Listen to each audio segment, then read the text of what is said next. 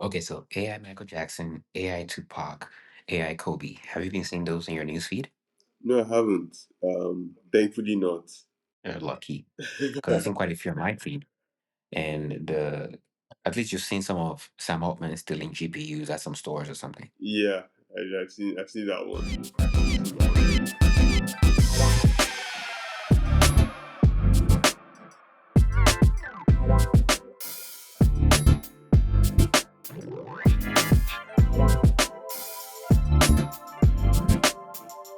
All right, so you can see we go right into it. This is Backyard Conversations, and we're back. Yep. Yeah, I think this is a pivotal moment in AI slop. I think this is one of those moments where people are going to argue that what they're creating is art, and they're going to continue to desecrate already existing art and take artists for advantage. I feel like this is a big turning point moment. Oh, they know what they're creating isn't art. What they're creating is just content. They're just creating stuff for people to mindlessly consume. Um, and I don't know, like with all the computing power and resources and tech and development brilliance and all that goes into it, to think that this is like the wise use of these things. And people have made those criticisms and they have this like very PR type answer that they've given that then it's on the way to Kinikon. I'm just like, nah, you guys are just making nonsense, trying to make people more stupid.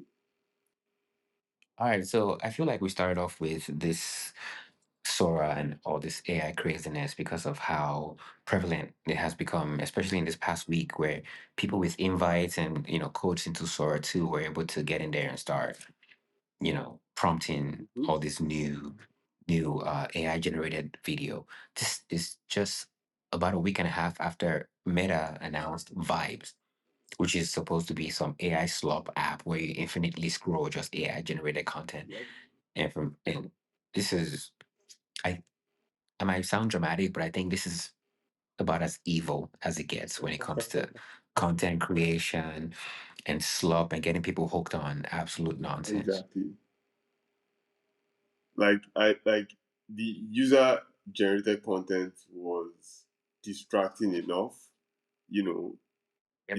it's super easy to lose an hour plus, just sitting down scrolling through social media. It's then worse when you can basically just type in whatever you want to see, and then some algorithm will just create an endless stream of videos, of that, videos or pictures or whatever of that back to you. Um, and like for those of us who grew up in the transition between the analog and the digital era, there's a bit of a resistance to it. But for the kids growing up now, who all they've ever known is digital, you know, like I'm somehow afraid for them. Right. Especially now, I've noticed something. There's been a trend in comment sections at least for about a year now, which kind of, again, dramatic, boils my blood. In case you haven't noticed, 3D artists who maybe work in Blender, Maya, and Unreal Engine, Hmm. they post their work online now, and maybe it goes viral by accident, and someone was like, "Wow, AI goes crazy," or "Is this AI?" Hmm. And it's becoming very indistinguishable for the average person to discern like this is somebody's this is someone's work. They spend Effort. 4.5 years. Yeah, it's 4.5 years, 5 years learning, honing these skills, and it has been reduced to the same AI slump thing. It's quite unfortunate, especially now that shows like Rick and Morty are being repurposed by AI. These are intellectual property anime that we've seen, like One Punch Man, Dragon Ball Z. They're so is there some kind of way where the intellectual property owners can just sue this company into oblivion? I feel like I'm very enough into rant mode right now, but I don't want to. I think we'll But do what we'll do you do what do you the think? we'll do the AI rant episode like separately, We because should. this thing, like, there's Pandora's box has already been opened, and there's the good and the bad aspects of it, and we need to be able to like sit down and dissect and say, okay, what's the baby, what's the bathwater, and like and then the ethics of these companies that are doing these things as well, like they too should are even more responsible, and they should know the difference in what they're doing. They shouldn't just just do whatever because they can. Anyway, I think the best thing that like the average person can do is just not use those things. Don't use Sora, don't use vibes. um just don't. Right, like if you want to enjoy content, there's enough, more than enough, you movies, TV shows, you know YouTube videos, uh, Yeah. tweets, artwork. Like there's infinite supply, lifelong supply of that stuff, than for you to now go and use repurposed AI slop. Speaking of not using, one thing I noticed that happened in the past 48 hours was Microsoft increased the price of Xbox Game Pass Ultimate from $20 a month to $30 a month without necessarily improving the benefits, but making it seem like it was in favor of what their players asked for, which it wasn't. I don't know if you noticed, but the cancellation page for Xbox Hmm. went down because there were too many people trying to cancel their Game Pass, right? Because now Microsoft has raised the awareness. Like if you're paying us $20 a month, maybe someone who's forgotten to that their card is just there auto paying every Hmm. month. Now they will Of know. course. Now they'll know it's like, "Oh, holy crap, $30 a month. The value proposition is now zero." And you obviously not on Game Pass. I was there a couple years ago. Then I saw that the value, if you're not somebody who plays video games every day, it's just not worth it, Hmm. right? So I'm sure you saw the news on that. I feel like you and I have talked about how Microsoft's hardware division is always self sabotaging, Yes, and very much now so. this this is pretty much the only hardware they have left. Surface doesn't matter anymore. Nobody talks about Surface when you talk about computers. People just see Surface as those things that get refreshes maybe once in a few years, and then we forget about them. You talk about Windows computers, you're thinking about Lenovo, Toshiba, you're thinking about Dell, you're thinking about HP. You're not thinking about Surface. The funny thing is And that so, like Microsoft actually had two very good Surface devices, which is like the regular Surface Pro and then Surface mhm, Studio, right? Like when yeah, Surface Studio came out, I thought to myself that this is something that should give Apple a run for their money. But yeah, they didn't. I think they didn't market it well enough. And I think maybe there were some flaws with it that reviewers didn't kind of like. But what they're doing to Xbox, to me, it's I don't even know. Yeah, like you said, self sabotage, because the console race is very competitive, and so to find yourself in a number two position and then to then like shoot yourself in the foot with all these like yeah, funny, first of all, like people can't even tell the difference between like one X, one S, and Series S, Series X. Then right, like until you see the hardware, right? The naming convention is already confusing enough. Two is that hmm, the whole exclusives and game development time. I think we discussed that earlier, you know. And yeah, then so there's already like issues and problems with like the video game industry as a whole. Sony has been successful in that, it's very easy. You just know PS5, PS5.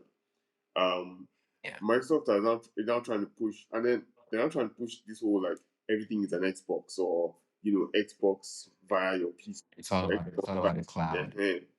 and like nobody wants to have to go through that. People just want to buy a console that has nice games and put it on and play those games. Now you said, okay, we can give you a deal with Xbox Game Pass, and then now you're nerfing that deal by increasing the price. With many like subscription services, my thought has always been that with higher number of subscribers and higher capacity to deliver the content to those subscribers, that the price should Mm, actually attenuate downwards.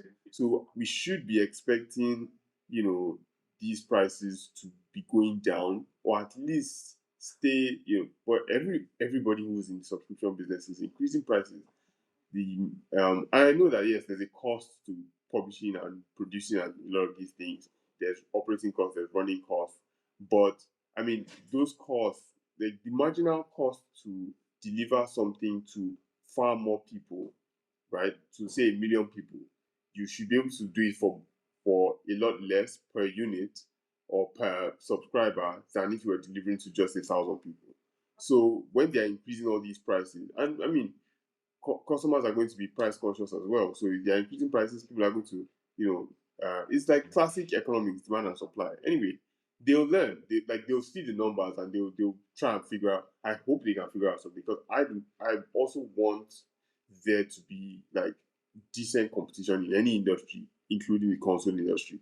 Um, Yeah. right now, like Sony PlayStation is doing much better than the Xbox is, and then like the Switch is in a league of its own.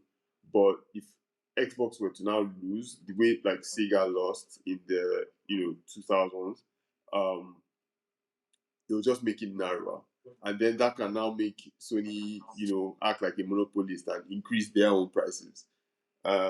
So Microsoft should, I was gonna get to that yeah. because you made because he said Sony is doing well right now, and historically, Sony has always positioned itself as if Xbox is doing bad, we can do better, and then over time we can be bad too. Case in point, case in point, when Xbox launched the Xbox One with the Kinect, Hmm? where it was like a mandatory purchase, and they said you cannot game share. Sony executives made a video that went viral where they were like, the easiest way to share games on your PS2, PS3, just hand it to your friend. They can play. Hmm. It doesn't matter. We don't care. And then, astronomically, Sony consoles went through the roof. Hmm. Then online gaming was free on Sony at the time, where you could basically play any game online. You didn't have to pay a subscription. As long as you had the Ethernet cable in your house, you're good. Hmm. Then Microsoft started charging for people to play online. And Sony was like, huh, we can do this. And Sony started charging people to pay online too, even though they pegged their cost at a lower price than Microsoft's. Fast forward to now. Xbox exclusives are launching on PlayStation, like the Forza games. Exactly. Yeah, Gears of War is on there too. And Sony's lowest tier for online gaming right now costs 80 USD per year, Okay. Hmm. right? And people are like, it, it is so comparatively affordable to a fault where you get 3 free games every month. Hmm. As long as you keep a subscription, those games are in your library, Hmm. right? You can play them anytime you want. You can play online games whenever you want. So it's become one of those things where now they're looking like $80. Microsoft is dropping the ball this hard. Maybe we can put it on 90 or 95. You know what I'm saying? Exactly. Like, They've gotten a lot of so wiggle room. they have a lot of room to play with thanks to the guys over at Microsoft Towers right now. And Nintendo is just on a whole different street because Nintendo's online gaming, I think it's so cheap. I think it's like maybe $40 a year or something. But Because Nintendo, the they front loaded the cost to the console and the cartridges. exactly, because the games are so expensive, they almost never go on sale. There's a lot of exclusives on Nintendo that will Look at how never see long the it light took of you to day. get Breath of the Wild. So, look how exactly it took forever, and just to find, I think it was a $10 discount or something like that, just to get a game that's what like 45 years old, Imagine. and that's the Sony and that's the Nintendo, I should say Nintendo approach, right? They charge you arm and a leg for the games because even their handhelds and consoles are comparatively cheaper than the others, Yeah. right? And they know that their appeal is handheld, couch co-op. So there's not a lot of stock into like the online play, except for this new generation of Switch 2, where they're trying to push more into the online sphere. So yeah, I feel like Sony is gonna learn some bad behaviors from Microsoft with this event. I know the PS6 is in the horizon with some handheld integration as well. Um, Sony is just gonna be able to maybe just inch closer to that $800 to $900 per unit price for consoles, Mhm. which is ridiculous. But um, yeah, it's just the future, the way things are headed, right? Things are going to get more expensive. There's going to be more separation between the middle class and the wealthy, and those that have the money can continue to enjoy life. But there's some things that you can currently enjoy without money right now, and I think one of them is Alexa Plus. But you have to be invited into the program, right?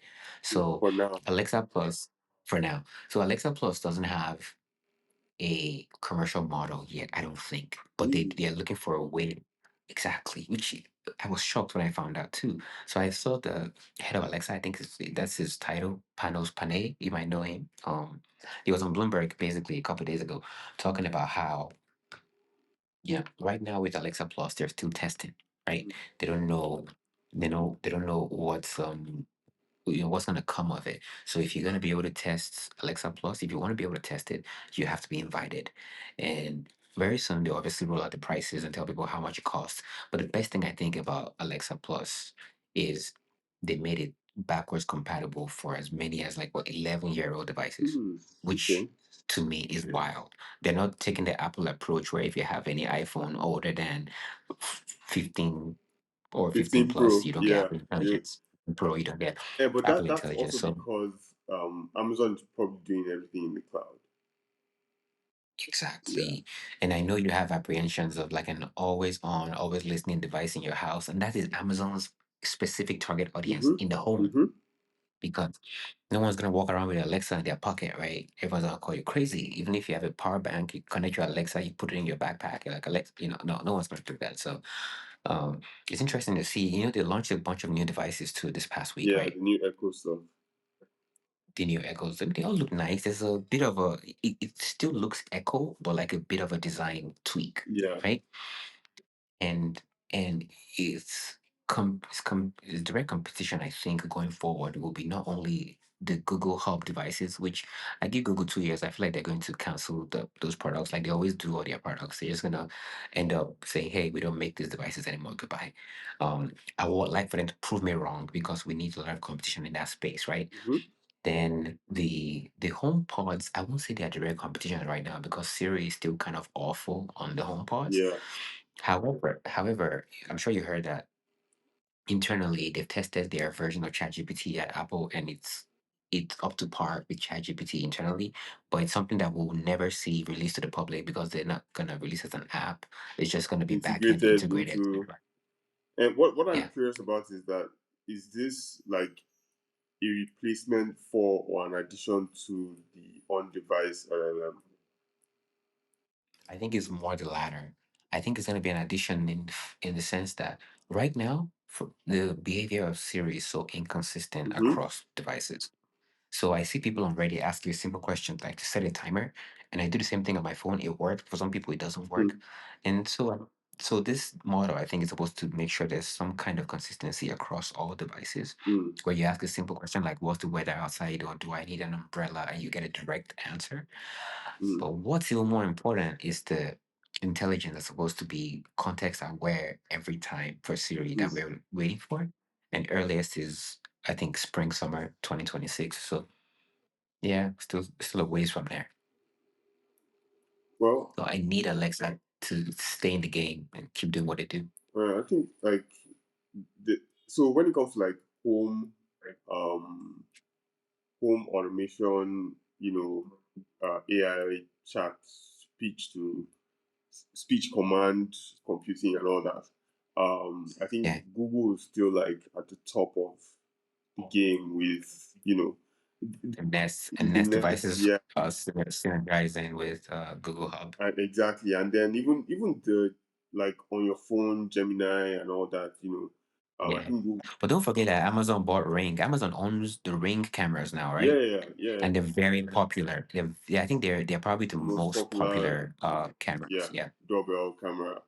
But what are they doing with it? Like how because other than Alexa, there's no other way to experience Amazon's like LLM, chatbots or whatever. They're not giving you like a chat app that you can text. So it's just with Alexa devices. And Alexa devices have been working a particular way for a long time. And then now it's like they Mhm. want to now integrate these new LLMs that everybody's doing with like ChatGPT type thing and all that. So I'm curious to see like maybe demos or whatever. I wouldn't put one in my own house as to how the previous Alexa and the new Alexa would work together to give like a much better experience. Yeah, I think to your point, in that case, they just want to be able to tied together to even more devices. Like think Ring cameras, think maybe Kindles. Yeah. So basically, you could be able to say, Alexa plus, what page am I on the current book I'm reading on my Kindle Hmm. or whatever, or maybe this is like what I'm Yeah. imagining because I heard them talk about how now with the Ring camera integration and Alexa plus, you could say things like, "What's going on down in the living room?" And then it's like, "Oh, you know, Tony, Tony, your husband just took your kid out and the dog out for a walk or something like that." Oh yeah. So Okay. Okay. that kind of context aware. I mean, these are things that you could probably just maybe text and find out. But the way the future is going, like people want the robots and the machines to do everything for them. It's So, like the tech companies are like, okay, you know what? Before you talk to any other human being, talk to tech first. That's like the MO yeah, now. You know. it's like Wally all over again. Remember those humans on Yes. their Yes. floating chairs, where Yes. like more and more and And more, you know? getting fat. So exactly. Forgetting how to walk because now there's like no bone density, right? But that's a whole different thing. Yes, I'm really looking forward to like a properly working Alexa Plus. To your point, I may not fill my house with like Alexa devices. I still prefer the on-device LLM approach Hmm. and the occasional, if you want to browse the web, let me know type thing. In and while I was browsing the web this week, I saw the new trailer for Avatar, Fire and Ash, and boy, does it look good. Does it look good. I'm not The, surprised. the thing about this franchise is I've seen people who are like, I was in third grade when this came out. Now I've gotten a job and I'm married with two kids and I'm getting to see like the second sequel. You know what I'm saying? Like, like this, and there's two more films after this, by the way. After Fire and Ash, there's two more films. Two or one. So Fire it's and Ash is the third. third of five. I think it's five Oh, I films thought it was slated. four. I thought it was four films. Yeah, I thought so too. It's gonna be two more sequels, bro. Hmm. Even some of the cast members, like they're like in their late teens, early 20s when they started filming the first film, and now they're like mid 30s and it's like 40 plus. So the trailer, I know you're avoiding trailers because you don't want to see any spoiler. All I can say it gave way more context. Things that you already assumed in the first trailer, Hmm. it just expanded on, but it also showed a different side of Pandora Hmm. with the red, some of the characters, and I think some characters are coming back. I'm not gonna ruin anything for you, but But it yeah, seems like they're if you doing all four elements. So the first Avatar, I don't know which element you can map it to. I could say yeah, it's kind of like Earth because then it the was foresty. Yeah, second one water, then water. this one fire. Um, and I'm like, Probably not what are gonna the be odds that the two, biggest IPs with name Avatar are also themed after the elements? elements. Yeah, it's looking good. It's one of those things where if it's not showing on IMAX in my city, I will fly elsewhere to go watch it. that was the Yes, hype. I am That was that. the hype that the OG Avatar had. Yeah, You know. yes. It's and what makes this films even more peculiar for me is how James Cameron himself learns more about nature, humanity, the planet, making his films. And You know, for a period of time he did nature documentaries. Yep. Yep. And it's evident in his work. Yeah. And I think that reverence for nature is something that also resonates with me because, you and I, we see a lot of Ghibli films, Studio Ghibli films, and you see how Hayao Miyazaki represents nature, Hmm. forests, trees, and it's prevalent throughout the Avatar franchise. And it's something that I really appreciate. I think it's understated.